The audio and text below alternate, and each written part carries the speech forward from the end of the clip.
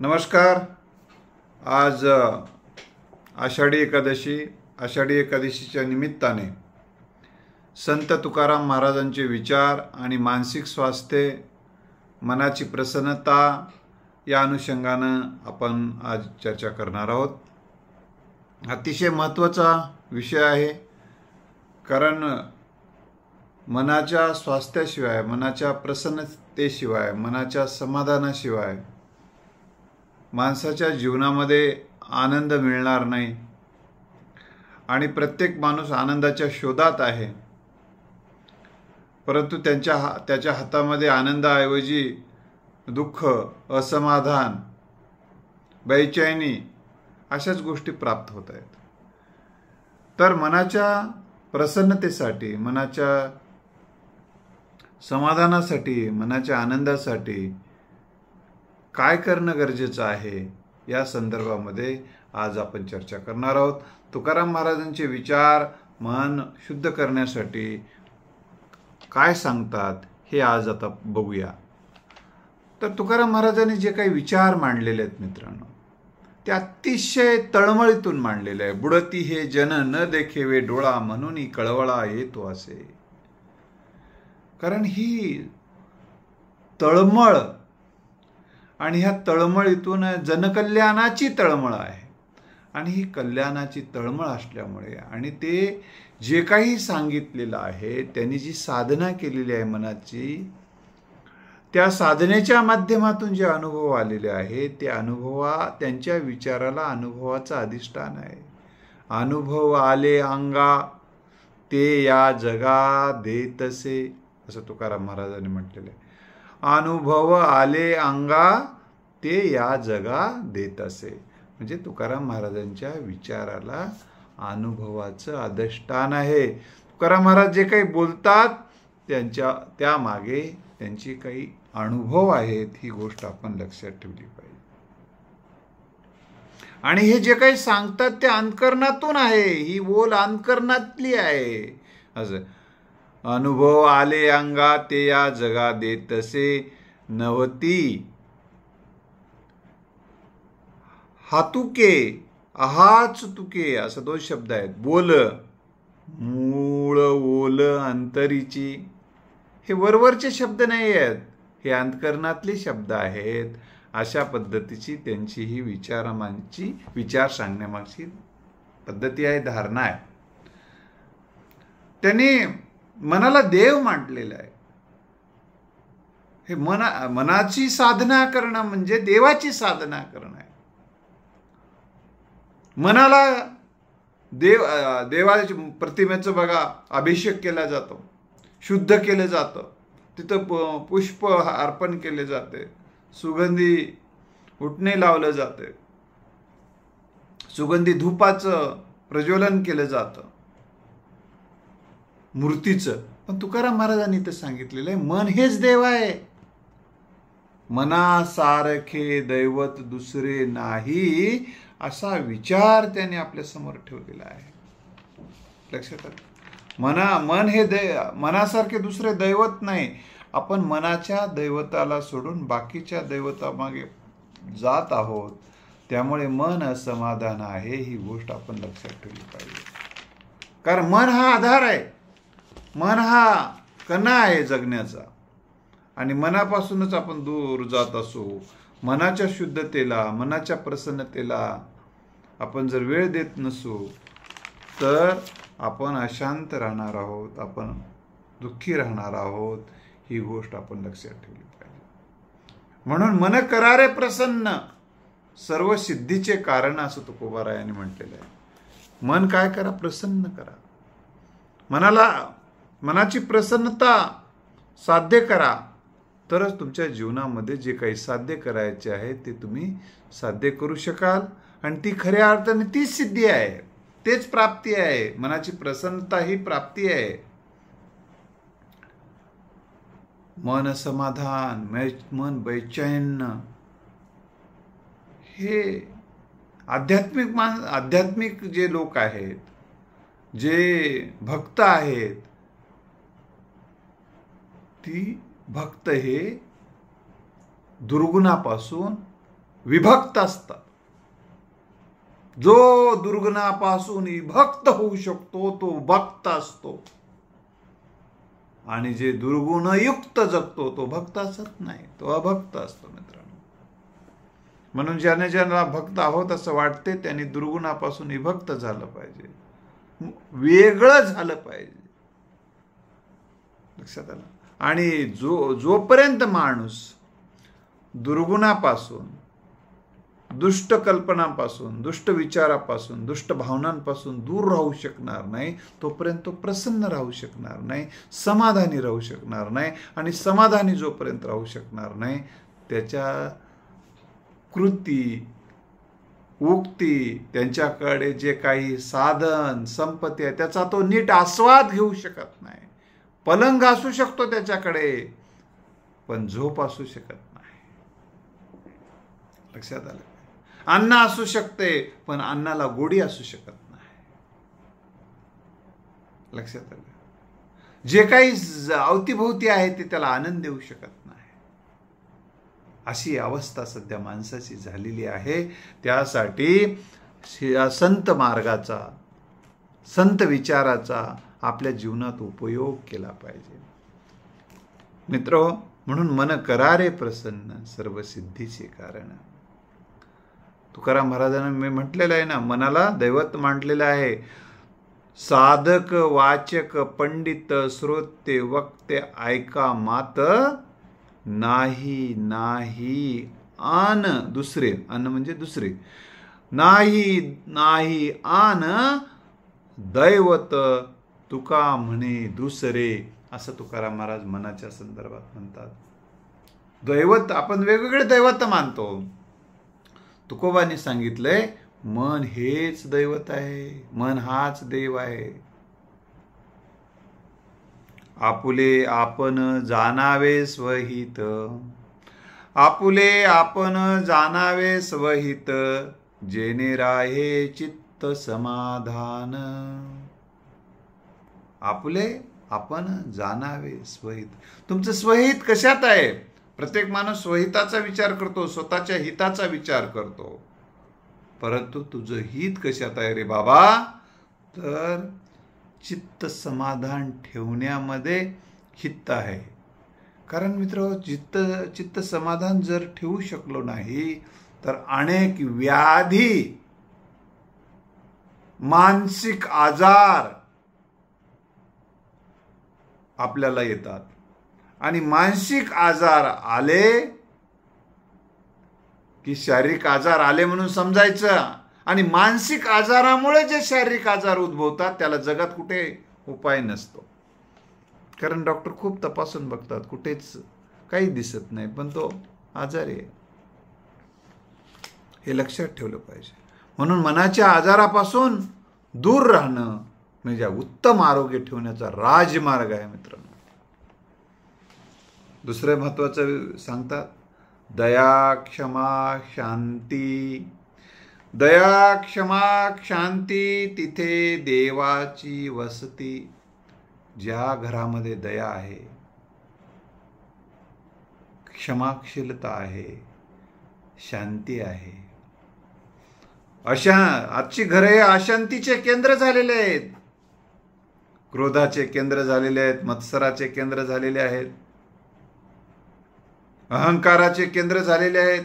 माणसं आणि व्यक्ती, घरं, तिथं म्हणून सगळं दिसते पण शांती दिसत नाही, समाधान दिसत नाही, आनंद दिसत नाही. बऱ्याचदा सगळी चिडचिड चिडचिड चिडचिड चिडचिड चिडचिड, राग राग राग राग राग राग, अशांत अशांत अशांत, सगळीकडे दुसऱ्याच्या ताटातच काय वाढलं हे सगळं बघत राहायचं. सतत दुसऱ्याच्या घरात काय तुलना, काय आपल्या घरात 1,000 रुपयाची वस्तू आणली, दुसऱ्या घरात 2,000ची आणली की तडफड तळफड. कारण माझ्या घरात 2,000ची नाही, माझ्या घरात 2,000ची नाही. का? तिची आहे, तिची आहे म्हणजे मजा आहे पाहिजे, एवढंच काय गरज आहे. तुला गरजेची आहे किती वस्तू? लक्षात आलं का? म्हणून ही जे तुलना, ईर्ष्या करणं, दुसऱ्याच काय तुला गरज नाही ना, तिच्याकडे आहे म्हणून माझ्याकडे पाहिजे. गरज काय गरज आहे त्याच्याकडे आहे की आपल्याकडे नाही नाही तिच्याकडं आहे ना मग माझ्याकडे पाहिजेच तर त्याच्याशिवाय माझ्या आत्म्याला शांती नाही मनाला शांती नाही अशा पद्धतीची अवस्था सध्या समाजात आहे. चित्त समाधान तरी विष वाटे सोने. तुम्ही जर चित्त समाधान करू शकलात म्हणजे चित्त समाधान करू शकला तर तुम्हाला काय हे विष सुद्धा म्हणजे प्रतिकूल परिस्थितीत सुद्धा तुम्ही आनंद घेऊ शकता. इथं शब्दशः अर्थ घ्यायचे नाही. चित्त तरी विष वाटे सोने म्हणजे विष सोन्यासारखं वाटते असा त्याचा अर्थ शब्दशः नाही घ्यायचा. तर त्याचा अर्थ असा आहे तुम्ही प्रतिकूल परिस्थितीत देखील समाधानी आनंदी प्रसन्न राहू शकता असा त्याचा अर्थ आहे. प्रतिकूलता देखील तुम्हाला अनुकूल वाटू शकते. हे चित्त समाधानाचं सामर्थ्य आहे. तर मी सांगत होतो ते दया क्षमा शांती तिथे देवाची वस्ती. दया दाखवता आली पाहिजे. गोर गरीब माणसं आहेत त्याच्यासोबत इतरांसोबत दयाशील वागता आलं पाहिजे. आणि काही माणसं आपल्या संदर्भामध्ये काही चुका करून ठेवतात. काही उचलली जीभ लावली टाळूला आपले बोलतात काही कृती करतात. ते अज्ञानातून करतात गैरसमजातून करतात द्वेषबुद्धीतून करतात मत्सरापोटी करतात स्वार्थापोटी करतात. आपल्या वाटेवर हा आला तर आपलं पद जाईल आपला स्वार्थ डावलला जाईल आपल्याला प्राचार्य होता येणार नाही हा जर असेल तर मग याचा कसा काटा काढायचा. म्हणजे अशा पद्धतीचे फेकू वृत्तीचे लोक वेगवेगळे कटकारस्थान करत राहतात. लक्षात आलं का. मग ही जी मनोवृत्ती काही लोकांची असते अशी लोक आयुष्यामध्ये सुखी राहू शकत नाही. ते जसं कुत्र पोळल्यासारखं पोळलेलं कुत्र समाधानी राहते तसं ही अशी माणसं जी असतात ज्यांच्याकडे शांती नावाची गोष्ट नाही ती माणसं कुत्र जसं पोळलेलं कुत्र जसं अस्वस्थ असते ते आयुष्यभर असं अशांत राहतात. एक पद संपलं की दुसऱ्या पदाकडे तिकडे पदाकडे हे पाहिजे ते पाहिजे आर द्यार द्यार सगळं मजाच ताटात द्या र दुसरीकडे काही ठेवू नका र. म्हणजे ही जी हावरट वृत्ती आहे ही अशांतीचं लक्षण आहे मित्रांनो. जिथं शांती नाही ज्याच्यामध्ये जे काही आपल्या कृती आणि उक्तीतून विधायक मार्गाने आपण जे काही मिळवायचं असते ही सुद्धा मनोभूमिका ज्यांची नसते ती माणसं कटकारस्थान करून जे काही मिळवण्याचा प्रयत्न करत राहतात ती झोपेच्या गोळ्या घेऊन झोपतात अशांत राहतात एकांतामध्ये चिंताग्रस्त राहतात. बाहेर शांत असल्याचं समाधानी असल्याचं आनंदी असल्याचं उगं दाखवतात पण ही दाखवेगिरी असते. ही समाधानाची ही वृत्ती नसते त्यांची. म्हणून दया क्षमा शांती ही मानवी मूल्य ज्या कुटुंबात आहेत ज्या व्यक्तीच्या ठिकाणी आहेत तेच म्हणजे देवाचं स्थान आहे. आणि दुसरी गोष्ट जी माणसं कुविचार कुधारणा कुकल्पना कुकृती म्हणजे वाईट कृती वाईट विचार वाईट भावना विघातक कृती विघातक विचार विघातक कल्पना बाळगून जगतात ती माणसं भयभीत असतात. त्यांना भय वाटते आणि स्वार्थामध्येच लिप्त झालेली माणसं हा स्वार्थ माझा डावलला जाणार नाही यासाठी ते सातत्यानं भयभीत राहतात. एक म्हणलं सर आता माझं हेड ऑफ विभाग प्रमुख जाणार आहे कसं करू काय नाही म्हणलं विभाग प्रमुख म्हणजे काय असते तुझ्या हाताखाली किती लोक आहेत म्हणलं एकच आहे म्हणलं. मग तू त्याचा प्रमुख म्हणजे विभाग प्रमुख आणि मग ते गेलं तर म्हणजे अस्तित्वाला काय अर्थ उरला म्हणला. मग इतकी वर्ष त्या पदावर आहे आता मी या माझ्या टेलचं माझ्या खालच्या माणसाचं कसं ऐकून राहू सर मी अस्वस्थ आहे म्हणला. मग काय करायला सध्या? काय नाही, सध्या दारू पिणं सुरू आहे म्हणला, सिगारेट ओढणं चालू आहे म्हणला. बरं, मग अजून काय? आता काय करावं म्हणला, झोप येत नाही म्हणला. बरं बरं बरं बरं. मग सिगारेट ओढत बसल्यानं, दारू पित बसल्यानं, झोपीनं गेल्यामुळं असा चिंता करत बसल्यानं तुला हेडपत मिळणार आहे का म्हटलं? नाही, उगाच जीवाची तळमळ चालू आहे म्हणलं सध्या. मी म्हणलो ह्या सगळ्या गोष्टी तू बाजूला ठेवून दे. समाजासाठी, विद्यार्थ्यांसाठी जी काही कृती, उक्ती, वाणी, आपली ही वाणी काही वापर, विधायक कृतीवर भर दे.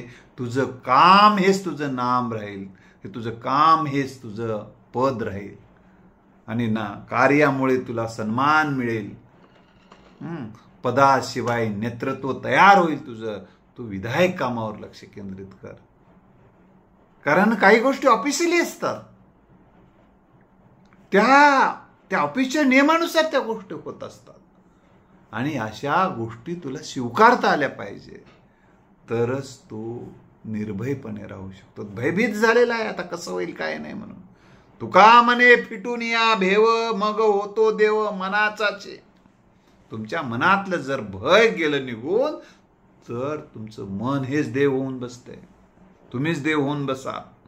म्हणून निर्भय राहायला शिकलं पाहिजे. ही निर्भयता अंगी बाळगण्यासाठी सामर्थ्याची साधना करणं, आपलं कौशल्य उत्तम करत जगणं, आपण सातत्यानं कार्यशील राहणं, कार्यातून, आपल्या स्वभावातून, आपल्या विधायक उक्तीतून आपलं सामर्थ्य निर्माण करत राहणं अतिशय गरजेची गोष्ट असते. निर्भय माणूस तोच राहतो जो सामर्थ्यवान असतो. मानसिक दृष्ट्या सामर्थ्यवान माणूसच निर्भय राहू शकतो. मानसिक दृष्ट्या दुबळी माणसं सातत्यानं भीतीच्या सावटाखाली जगतात. काल एक निवृत्त झाला माणूस, सेवानिवृत्त झाला. मग त्याच्यासोबत मी बोलत होतो. सर, मागे वळून पाहताना काय जाणवलं तुम्हाला? काय सांगता येईल या संदर्भामध्ये? त्यानं म्हणला, सर, आयुष्यभर मी याच भयामध्ये जगलो म्हणलं. कशाच्या? माझी बदली होईल म्हणूनच जगलो म्हणला. सातत्यानं बदलीच्या भयात जगलो म्हणला. आणि खरं तर काही गरज नव्हती म्हणला तिकडे, म्हणजे नोकरीचा मी आनंदच नाही घेऊ शकलो म्हणला. बापरे. म्हणजे माणसं कशाच्या भीतीच्या सावटाखाली जगतील काही सांगता येत नाही. दुसरा एक जण म्हणला, माझं बँक बॅलन्स कमी होणार नाही हीच भीती मला वाटत होती म्हणला आयुष्यभर. म्हणून तेवढं बॅलन्स टिकून राहण्यासाठी राहणार नाही असं वाटलं की मी झोपतच नव्हतं म्हणलं. म्हणजे असे माणसं आयुष्यभर अशा पद्धतीनं भयाच्या सावटाखाली जगतात आणि ती माणसं आनंद जगू शकत नाही. जिथं भय आहे मित्र, तिथं आनंद राहू शकत नाही, तिथं समाधान राहू शकत नाही, तिथं प्रसन्नता असू शकत नाही. आणि भय असेल तिथं ज्ञान साधना होऊ शकत नाही, प्रबोधन होऊ शकत नाही. म्हणून आता तरी पुढे हाची उपदेश, नका करू नाश आयुष्याचा, सकळ्याच्या पाया माझे दंडवत, आपुलाले चित्त शुद्ध करा. तुकाराम महाराज सांगतात, तुमचं चित्त शुद्ध करून घ्या. हे चित्त अशुद्ध कशामुळे होतं? चुकीचे विचार करत राहण्यामुळे, चुकीच्या कृती करत राहण्यामुळे, चुकीच्या कल्पना करत राहण्यामुळे. अशुद्ध विचार, अशुद्ध कल्पना, अशुद्ध कृती, विधायकता नसेल, जे काही बेकायदेशीर कृती, बेकायदेशीर उक्ती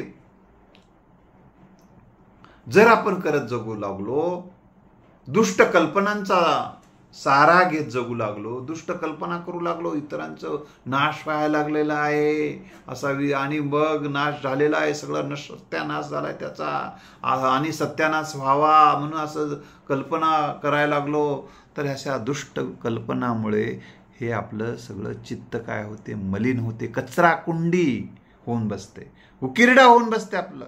या चित्त अशुद्ध कशामुळे ते सांगत आहे मी तुम्हाला. तर आपले चुकीचे विचार करत राहणं, मनामध्ये सातत्यानं दुसऱ्याबद्दलची वाईट चित्तत राहणं, त्याचं वाईट हो, त्याचं वाईट हो, त्याचं वाईट हो. त्याला एक माणूस म्हणाला काल परवा, महाराष्ट्र गव्हर्नमेंटनं एक GR काढला, एक दुरुस्ती केलेली आहे की ज्याचा RC आणि OC शॉर्ट टर्म वगैरे हे ज्या गोष्टी असतात, त्यामुळे ते ड्यू डेटला ज्या तारखेला त्याचं प्रमोशन व्हायला पाहिजे ते होत नाही त्या कारणामुळे. आणि RC OC जे काही प्रशिक्षणाला जावं लागतं प्राध्यापकाला, तिथं मग कधी सोडलं जात नाही, त्याला काही अडचणी म्हणून सोडलं जात, कधी परीक्षा आहे म्हणून सोडलं जात नाही, कधी नॅकची कामं आहेत म्हणून सोडलं जात नाही. त्या वेगवेगळ्या कारणानं सोडलं जात नाही. कारण का सोडावं, याचा फायदा होते म्हणूनही काही जण अडवण्यासाठीच तिथं बसलेले असतात. मग ते अडवणारे माणसामुळे जे नुकसान झालेलं आहे काही लोकांचं, त्यांना फायदा होण्यासाठी निर्णय शासनानं घेतला आहे. तर एक जण म्हणाला त्याला फक्त त्याची त्या तारखेला त्याचं प्रमोशन आहे, फक्त एवढीच तारीखच येणार आहे, पैसे मिळणार नाहीत म्हणा, मिळू नये म्हणला त्याला. म्हणजे किती मनामध्ये द्वेष, असे द्वेष बाळगून जगतात, त्यांचं चित्त हे मलिन होते. कसं चित्त मलिन होण्याचं कसं कळते? जेव्हा तुम्ही एकांतामध्ये शांत वृत्तीनं बसाल, तेव्हा तुमच्या चित्तातून जे विचार, कल्पना, भावना बाहेर यायला सुरुवात होतात. ते सगळ्या अशुद्ध दिसतात. आणि अशुद्ध विचार, अशुद्ध भावना, अशुद्ध कल्पनांचा साठा जो आत असतो, स्टोर रूम आहे चित्त. म्हणजे विचार, चुकीच्या विचाराचं, चुकीच्या भावनांचं, चुकीच्या कल्पनांचं, चुकीच्या कृतींचे संस्कार तुमच्या चित्तावर झालेले असतात. त्यामुळे ते मलिन झालेलं असतं. आणि जेव्हा तुम्ही एकांतात बसता, तेव्हा मलिन चित्तातलं सगळं बाहेर दुर्गंधी यायला सुरू होते. मग तुम्ही अस्वस्थ व्हायला लागता, तुम्हाला एकटेपणा सहन होत नाही. मग अरे आता मी मरतो, आता कोणीच नाही माझ्याजवळ असं वाटायला लागते. कारण ते विचाराचं वादळ, चुकीच्या विचाराचं, चुकीच्या भावनांचं, चुकीच्या कल्पनांचं वादळ बाहेर यायला सुरुवात होते. मग अस्वस्थ होते. म्हणून कुणाला म्हटलं बाबा तू 2 मिनिटं ध्यान कर. अहो सर, मी ध्यानाला डोळे लावलो की आतलं सगळं बाहेर यायला लागलंय, मग जास्तच अस्वस्थ व्हायला लागलो. म्हणलं हे अस्वस्थता जसं बाहेरचा पू काढून टाकावं लागते जखमेतला, तसं चित्तातले अशुद्ध विचार, अशुद्ध कल्पना, हे अशुद्ध गोष्टी जे झालेले आहेत ते काढून टाकण्यासाठी ध्यानाच्या मार्गाने काढता येते. त्यासाठी थोडा वेळ त्रास होतो. ऑपरेशन होताना जसा त्रास होतो, या जेव्हा तुम्ही शांत बसून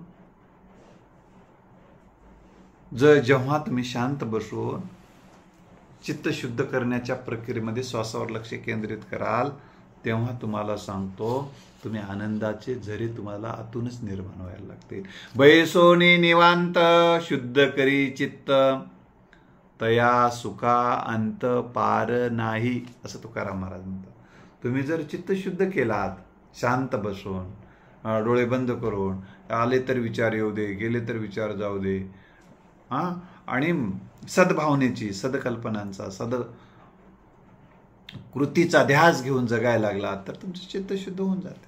पण त्यासाठी एकांतात बसून तुम्हाला चित्तशुद्धीचा अभ्यास देखील करावा लागते. बैसोने निवांत शुद्ध करी चित्त, तया सुखा अंत पार नाही. ते किती सुख आहे ते सांगता येत नाही.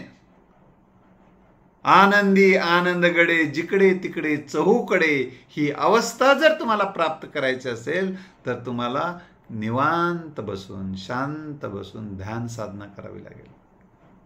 येऊनी अंतरी राहील गोपाळ, सायासाचे फळ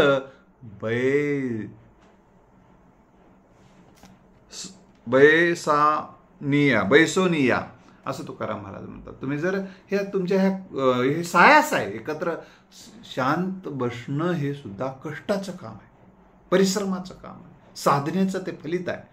शांत माणूस एकत्र बसू शकत नाही, कारण चित्तामध्ये चुकीचे विचार, चुकीच्या भावना, चुकीच्या कल्पना इतक्या भरलेल्या आहेत, त्याला स्वस्थ बसू शकत नाही. पोळलेलं कुत्र जसं अस्वस्थ असते तसं माणूस अस्वस्थ असतो मित्रांनो. बसला असला तरी पाय हलवत असतो, खाली जोरजोरात हलवतो. ही माणसाची चित्तामध्ये झालेल्या दोषाच्या भरण्याचा तो परिणाम आहे. म्हणून चित्तशुद्धीसाठी वेळ देणं. मान अपमान गोवे अवघे गुंडुनी ठेवावे, हेची देवाचे दर्शन सदा राहे समाधान. जीवन जगत असताना कधी मान मिळतो, कधी अपमान केला जातो. आता मान आणि अपमान हे आपण कसा प्रतिसाद देतो त्यावर ते अवलंबून असते. कोणत्या गोष्टीला मान समजायचा का समजायचा नाही, अपमान समजायचा का समजायचा नाही, आपल्या सगळ्या रिस्पॉन्सवर अवलंबून असते, आपण प्रतिसादावर असते. एखाद्याने चुकीचं बोललं तर जी माणसं त्याच्यावर काहीच प्रतिक्रिया देत नाही, चालत राहते म्हणतात. अशा गोष्टीला मी महत्त्व देत नाही म्हणतात. एकदा एका विषयी चालू होता, एका व्यक्तीनं एक कुचका कॉमेंट्स करून एका व्यक्तीवर निघून गेला पुढं, आणि त्या ज्या व्यक्तीवर केला त्यांना त्याच्यासोबत बसलेले मित्र त्याला काय प्रतिक्रिया राहील बाबा याची विचार करत होते. खरं तर हे चुकीचं बोललं त्यांनी. हा मात्र शांत होता आणि स्माईल देत होता. लोक म्हणले अरे वा काय ग्रेट म्हणले. अरे त्याने तुम्हाला वेदना देणारा शब्द वापरला आहे, त्यावेळेस तुम्ही अगदी प्रसन्न आणि शांत राहायलात, कशाचं हे प्रतीक आहे म्हणला. मी त्याला किंमतच देत नाही म्हणला. का मी का किंमत दे म्हणला, त्याची बायकोच त्याला किंमत देत नाही म्हणला, त्याच्या घरामध्ये त्याला कुत्र विचारत नाही म्हणला, ज्याच्या घरात त्याच्या शब्दाला किंमत नाही. आणि त्याचे शब्द जे द्वेष मूलक आहेत, क्रोधमूलक आहेत, मत्सरमूलक आहेत, मत्सरानं क्रोधानं अहंकारानं भरलेले आहेत, अशा घाणीचा मी कशाला विचार करू म्हणला. जसा घाणीपासून मी दूर राहतो तशा दूर ठेवतो. घाण माझ्याला कोणी आणून दिलं घे घाण म्हणून मी घेतो का, मी घेत नाही. तसंच अशा घाणेरड्या शब्दांचा मी स्वीकारच करत नाही म्हणला. त्यामुळे मी शांत राहू शकतो आणि त्याची कीव मी करतो, कारण तो खूप अशांत आहे, खूप दुःखी आहे, खूप असमाधानी आहे, सध्या खूप तो दुःखात जगतो आहे. म्हणून त्याच्यात अंतःकरणातून तसे शब्द येऊन तो आपल्या मनाचं समाधान करून घेण्याचा केविलवाणी प्रयत्न करताय. कोणाला तरी दुखवल्यामुळे आपण सुखी होण्याचा काही जण प्रयत्न करतात, इतरांना दुखवून आपण सुखी होण्याचा प्रयत्न करतात. ते करण्याचा तो केविलवाणी दुबळा प्रयत्न तो करत आहे. या दुबळ्याला परमेश्वरा माफ कर रे अशी मी धारणा करतो म्हणला तो व्यक्ती. मित्रो, असा विचार करणारी माणसं या देशाची श्रीमंती आहे, या देशाचं वैभव आहे. आणि अशी जितकी माणसं या देशात अशी वैभवशाली निर्माण होतील तितका देश वैचारिकदृष्ट्या शिखरावर जाईल, भावनिकदृष्ट्या श्रीमंत होईल आणि हॅपीनेस इंडेक्स आपल्या देशाचा वाढेल. आपण फार खाली आहोत हॅपीनेस इंडेक्सच्या बाबतीत. तर पुढे म्हणून मान अपमान हे बाजूला ठेवता आलं पाहिजे, ते मनावर लावून घेता नाही. जसं कमळाचं फूल आहे, त्याच्यावर पाणीचा थेंब तेव्हाच तो बाजूला करून टाकतो. तशा पद्धतीनं असं आपल्या जीवनामध्ये जे काही मान अपमानाचे प्रसंग येत असतील त्याला आपल्याला ज्या व्यक्तीला सहजतेनं दूर सारता येईल, अपमानाला ती सहज दूर सारत गेली, अपमानाला सहज दूर ती सारत गेली, डोळ्यात अश्रू आले तरी कचरा गेला म्हणत गेली. अपमानामुळे दुःखामुळे कधी कधी दुःख होते माणसाला, तरी ते अरे काही नाही दुःख वगैरे काही नाही, थोडासा कचरा गेलाय म्हणून तो बाजूला सारायचा. आपल्या दुःखाचं कारण लोकांसमोर ठेवून त्याची चर्चा करून दुःख वाढवत बसण्यापेक्षा, तो विषय जास्त वाढवण्यापेक्षा काही नाही कचरा गेला म्हणायचा, तो विषय बाजूला ठेवण्याचा. हे माझ्या कवितेतली ती ओळ आहे म्हणून तुमच्यासमोर मी ठेवलेलं आहे. तर आपल्याला मान अपमान ज्याला दूर ठेवता जगता येते, त्याला समाधानानं राहता येते, अशा पद्धतीचं तुकोबारायांचं चिंतन आहे. भावे गावे गीत शुद्ध करुणिया चित्त, तुझ भावा आहे देव, तरी हा सुलभ उपाय.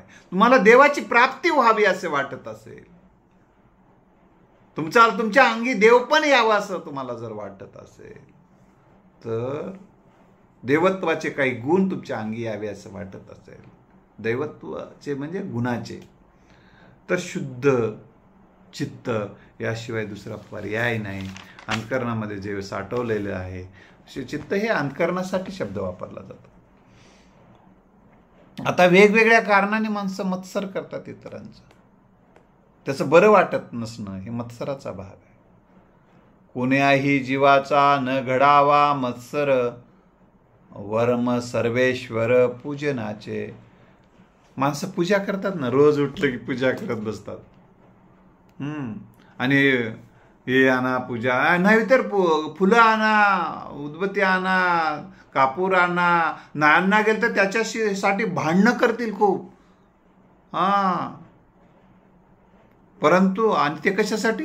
पूजन करण्याचे. द्वेष करतील लोकांचा. द्वेष, अहंकार, राग, मत्सर, स्वार्थाचं टोक हिमालयच इतकं असतानाही पूजा करत बसायचं. आणि मनामध्ये सगळं अहंकार भरलेला आहे, द्वेष भरलेला आहे, जातीचा द्वेष, वेगवेगळ्या कारणाचा द्वेष अंतकरणामध्ये एवढा भरलेला आहे.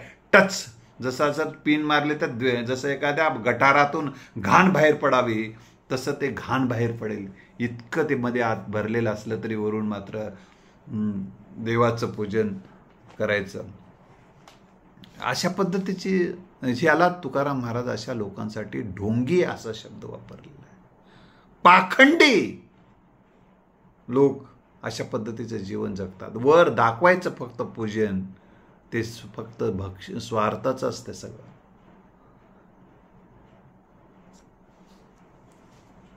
दुसरं महत्वाचं कसं, नाही निर्मळ जीवन काय करील साभन, तैसे शुद्ध तैसे चित्त शुद्ध नाही तिथे बोध करील काय. तुम्हाला सांगतो की माणूस तन हे शरीर साबणानं स्वच्छ करू शकतो. मन चित्त हे शुद्ध करण्यासाठी एखादं भांडं असते ते खरकट टाकण्यासाठी, खरकट पाणी टाकण्यासाठी केले जातं आणि ते इतकं खराब होऊन जातं, त्याचं मूळ स्वरूपच त्यानं बदलून गेलेलं असतं. मूळ स्वरूपच त्यानं सगळं बदलून गेलेलं आहे. अशा ते शुद्ध करण्यासाठी सातत्यानं पाण्याचा पाणी वापरावं लागेल. सातत्यानं आता पाणीच भरत राहावं लागेल, जोरात फोर्सनं पाणी टाकत राहायला पाहिजे. असं तर ते हळूहळू ते मूळ स्वरूपात येऊ शकते.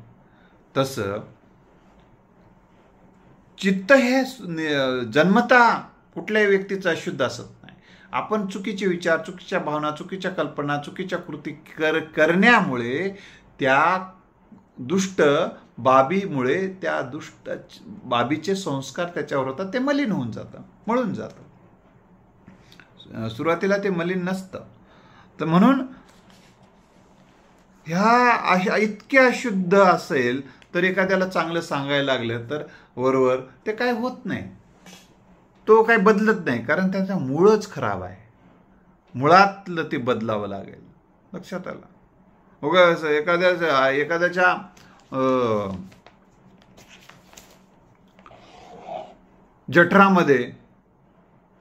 जठरामध्ये नको ते पदार्थ जाऊन बसलेत, तो अस्वस्थ राहिला. आपण उगा त्याला म्हणायला लागलं आंघोळ करून घे, वरवरचे उपचार सांगायला, आंघोळ करून घे, जरा मालिश करून घे, जसं द्रांग शेकून घे. त्या जठरातलं त्याच्यामुळे काय होणार आहे, ते जठरातलं जे काही नको ते उलटी करून काढावं लागेल. उलटी करून काढावं लागेल ना. ते जोपर्यंत ते बाहेर जाणार नाही तोपर्यंत तुम्ही शुद्ध होणार नाही आणि मग तुम्ही प्रसन्न राहणार नाही. तसं आपल्या अंतकरणामध्ये जे नको ते जाऊन बसलेलं असेल, चुकीचे विचार, चुकीच्या भावना, चुकीच्या कल्पना गेल्या असतील, तर सद्भावनाने, सदकल्पनाने, सदविचाराने, सत्संगतीने, संत संगतीने, सदविचाराचे ग्रंथ वाचण्याने, सातत्यानं सद्भावनेचं शुभचिंतन करण्याने ती मलिनता हळूहळू दूर व्हायला मदत होते. जर आपण ऐकलं नाही आणि मनाच्या अधीन राहू लागलो, मन म्हणेल तसं करायला लागलो, मनाच्याच पाठीमागं पळायला लागलो, तर आपला घात होतो असं तुकोबाराया सांगतात. आपुले अधीन करूने ठेवा. मनाला कशाला मनाला काय करून ठेवा? आपुले अधीन करून ठेवा, नाहीतर जीवा घातक हो, असं म्हटलेलं आहे. पुढे अगोदर काय सांगितलेलं आहे? होऊ नका काही या मना अधीन, नाही के वचन याचे काही, आपुले अधीन करूने ठेवा, नाहीतरी जीवा घातक हो. जीवाचा घात तेव्हाच होतो तुम्ही मनाच्या अधीन झाले. आता मन माझं ताब्यात नाही राहिलं हो. दारू प्यायचं वाटलं की मला प्यावंच लागते हो. आता माझं मन कंट्रोल होऊ शकत नाही. आता मन माझ्या हातात राहिलंच नाही हो, असं म्हणतात. ती माणसं कंट्रोल करत नाहीत, अनकंट्रोल पद्धतीनं पितात, खातात. ती माणसं आयुष्यामध्ये अवेळी त्यांचा मृत्यू होतो, त्यांचा सगळ्या पद्धतीचं नुकसान घात होऊन जातो. म्हणून मनाला अधीन करून ठेवणं हे अतिशय, म्हणजे मनाला अधीन करणं म्हणजे मन नियंत्रणात ठेवणं. आणि मन नियंत्रित कोणतं राहू शकते? शुद्ध मन, शुद्ध चित्तच मन. शुद्ध चित्ताचा आणि शुद्ध मनाचा माणूसच नियंत्रित राहू शकतो, अशुद्ध राहू शकत नाही. दारू पिलेल्याला शांत बसून ध्यान कर म्हणलं तर करेल का? नाही. मध्ये भानामती आहे ना चालू, ती भानामती त्याला कसं शांत बसू देईल?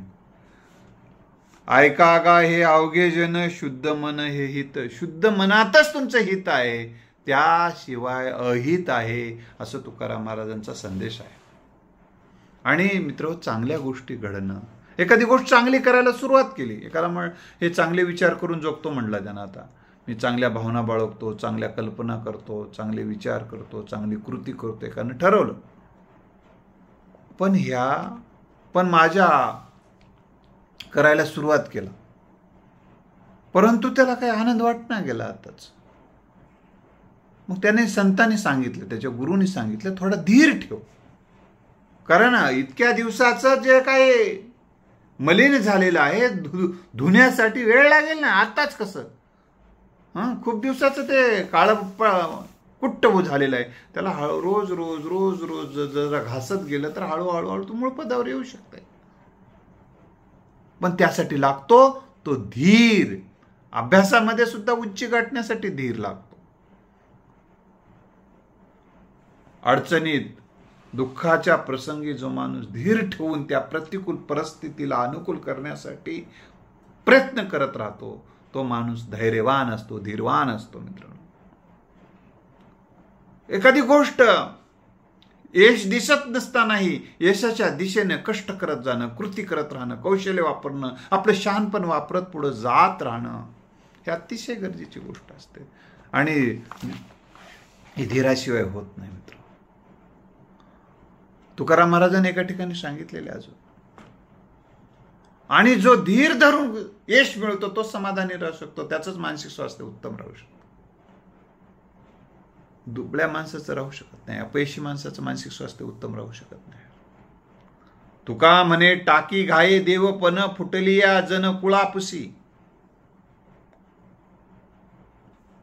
जयांगी मोठेपण तयांगी यातना कठीण, असं सुद्धा संतांचं वचन असतं. एखाद्या दगडाला जेव्हा मूर्तीचं स्वरूप येण्यासाठी त्या दगडाला घाव सहन करावे लागतात, आणि जर ते दगड घाव सहन करू शकला नाही, त्याचे तुकडे तुकडे झाले समजा, तर त्याचा उपयोग लोक संडास केल्यानंतर संडास पुसण्यासाठी करतात, असं तुकाराम महाराजांनी सांगितलेलं आहे. म्हणजे याचा शब्दशः अर्थ आपल्याला घ्यायचा नाही, तर त्याच्यातून तुकाराम महाराजांना काय सूचित करायचं आहे? तुम्ही जीवन जगत असताना जर तुम्ही प्रतिकूल परिस्थितीला सामना करताना ज्या वेदना सहन कराव्या लागतात ते केल्या नाहीत, अभ्यास करताना ज्या वेदना सहन कराव्या लागतात, काही प्रमाणात कष्ट सहन करावे लागतात, ते केले नाही. लोक जसे नाचालेत तसं तुम्ही नाचत त्यांच्या पाठीमागे पळाला, तुम्ही धीर धरू शकला नाहीत, एकांतात बसून अभ्यास करू शकला नाहीत, तर तुमच्या तुमच्या व्यक्तिमत्वाचा विकास होऊ शकणार नाही. तुमचे विकार तुम्हाला दूर करता येत नाही. तुम्हाला अभ्यासाच्या बळावर विकार दूर करता येतात. अभ्यासाच्या बळावरच चुकीच्या सवयी बदलता येतात आणि आपल्याला सुंदर असा व्यक्तिमत्वाला आकार आणता येतो. आणि असा सुंदर आकार आणला तरच तुम्हाला जे श्रेष्ठत्व येते म्हणजेच देव पण येते. नाही तर मग कुणाच्या हातातलं बाहुलं बनून आयुष्यभर जीवन जगावं लागतं. साहोनी या टोले उरवावे सार मंग अंगीकार खऱ्या मुले. आयुष्यामध्ये अनेकदा अनेक गोष्टी सहन करत व्यक्तिमत्वाला वेगवेगळे पैलू पाडावे लागतात आणि तरच तुमचा लोक अंगीकार करतात. आणि निके तेवढे घ्यावे, अवघे मिळमिळते टाकून द्यावे. त्यामुळे तुमच्या मनामध्ये तुमच्या जसं त्या दगडातला अनावश्यक भाग काढून टाकला की त्याची मूर्ती होतोय. एका शिल्पकाराला विचारण्यात आला किती सुंदर मूर्ती घडवली हो तुम्ही. एवढा इथं दगड पडून होता अनेक वर्षापासून, काय सुंदर मूर्ती केली. त्या शिल्पकाराने अतिशय नम्रपणे म्हणाला की मूर्ती मी घडवली नाही, मूर्ती ऑलरेडी होतीच याच्यामध्ये, फक्त मी त्या अनावश्यक भाग थोडा थोडा काढत राहिलो आणि मग त्यातच मूर्ती होती. तर हा त्याच्या नम्रतेचा भाग आहे. तसं आपल्याला कष्टाच्या बळावर, साधनेच्या बळावर अनावश्यक तेवढं बाजूला सारावं लागेल आणि मग जे काही सारयुक्त आहे, विवेकयुक्त आहे, अर्थपूर्ण आहे आणि अशा गोष्टीच्या अंगीकाराने, अशा पद्धतीच्या प्राप्तीनेच जीवनाला खरं मोल प्राप्त होऊ शकते. अशा पद्धतीचा विचार तुकाराम महाराज सांगतात. तुका म्हणे धीरे विन कैसे होते बरे. धीर ठेवावा लागतो, संयम बाळगावा लागतो, सातत्यानं कार्यशील राहावं लागतं. विधायक ध्येयाच्या दिशेनं सातत्यानं बऱ्याचदा मांजरं आडवे यावे तसे विरोधक तुमच्या आड येतात. तुम्हाला काही वेळ थांबावं लागतं. थांबणं म्हणजे संपलं असं नाहीये. थांबण्याच्या काळात सुद्धा योजना आखाव्या लागतात. छत्रपती शिवाजी महाराज जेव्हा युद्धाच्या वेळी नसायचे, युद्ध ज्यावेळी नसायचं किंवा कुठे काही युद्ध किल्ले घेण्याचं काम नसायचं, तेव्हा पुढच्या योजना आखण्यामध्ये, विकासाच्या योजना आखण्यामध्ये त्यांचं नियोजन चालू राहायचं. म्हणजे सातत्यानं तुम्हाला कार्यशील राहावं लागते. ध्येयाच्या दिशेनं जाताना धीर धरावा लागतो. आजच केलं उद्याच उगवलं परवा दिवशीच खाल्लं असं होत नाही. आज पेरलो उद्या उगवलं दुसऱ्या दिवशीच खायला मिळायला पाहिजे. अशी जर घाई असेल तर तुमच्या आयुष्यामध्ये आनंदाची, आरोग्यदायी आमराई कधी फुलू शकत नाही. धीराविनं हिरा होत नाही माणूस. म्हणून आयुष्यामध्ये धीर खूप महत्वाची गोष्ट आहे.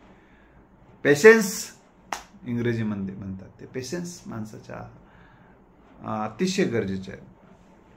स्वहिताची चाड ते ऐका हे बोल. ज्याला स्वहिताची चाड असेल, स्वहित करून घ्यावं असं वाटत असेल, तर हे धीर धरून आयुष्यभर वाटचाल केला तर तुम्ही वीर होऊ शकता, तुम्ही सुखी होऊ शकता, संपन्न होऊ शकता, आनंदी होऊ शकता असं तुकाराम महाराज सांगतात.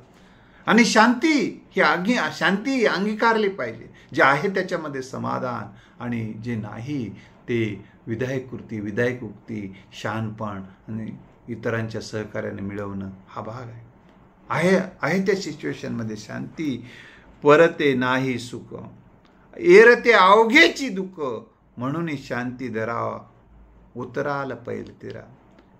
म्हणून प्राधान्य जे काय दिलं पाहिजे, तर मी कसं शांत राहू शकेल त्यासाठी साधना करणं, ध्यान साधना करणं, चांगले विचाराचं वाचन करणं, इतराबद्दल सद्भावना बाळगणे शांतीचा मिळवण्याचा मार्ग आहे. मित्र, क्षमाशीलता सुद्धा आरोग्यदायी मंत्र म्हणून तुकोबारायाने सांगितलं आहे. सुखी जीवनाचं सूत्र म्हणून तुकोबारायाने सांगितलेले. क्षमा शस्त्र जया नराची या हाती, दुष्ट तया प्रति काय करेल. तुम्हाला तुमच्या हाती क्षमाशील राहणं अतिशय गरजेचं असते. एखाद्यानं काय बोललं, ठीक आहे सोडून दे त्याला. त्या कारण त्याची उंचीच केवढी, वैचारिक उंची एवढीशी खिरट आहे. ते किरट एवढं आहे ते. त्याची त्याचं शरीर वाढले पण बुद्धी एवढीशीच आहे आणि ते अहंकारानं डबडब डबडब भरलेलं आहे. असे लोक काहीतरी चुकीचं बोलतात, चुकीचं वागतात. अशा लोकांना क्षमाशील नाही केलं तर चिरटं मारत फिरण्यासारखं आहे. तुम्ही चिरटं मारत किती दिवस फिरणार आहात? आणि तुम्हाला मग चिरट माऱ्या म्हणतात. मग तुम्ही चिरटं मारत फिरलात तर अशा अतिशय खालच्या मनोवृत्तीच्या लोकांच्या मागे लागून तुम्ही जर जीवनाचं तुमचं मूल्यवान वेळ वाया घालत असाल, मूल्यवान कृती करण्याचा वेळ वाया घालत असाल, तर तुम्ही मूल्यवान बनणार नाही, यशस्वी बनणार नाही. म्हणून ज्याला यशस्वी बनायचं आहे त्यांनी क्षमाशील राहून आपल्या विधायक दिशेनं सातत्यानं वाटचाल करणं अतिशय गरजेचं आहे. तुका म्हणे, क्षमा सर्वाचे सवहित, धरा अखंडित सुखरूप.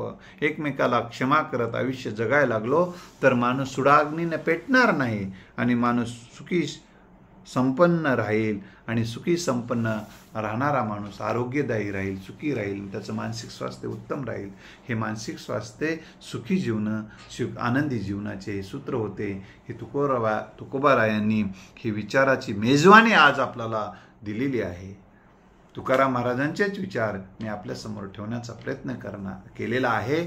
आणि हे विचाररूपी फराळ आज एकादशीच्या दिवशी मी आपल्या पुढे समर्पित करत आहे. हा एकादशीचा फराळ आहे.